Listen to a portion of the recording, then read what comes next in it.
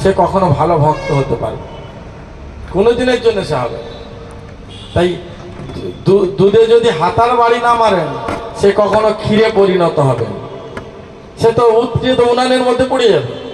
তাই জীবনে যদি কৃষ্ণপ্রেম লাভতে হয়, বৈষ্ণবদের যদি বকা না খান আপনি কোনোদিন, তারপরে কি হয়, প্রথমে দুধ উতরাবে, তাই দিতে হচ্ছে কি হাতার বাড়ি দিতে হবে, তারপরে কি, তারপর হাতা ঘুরাবে, ঘুরায় না, দেখে না পাক ভরে।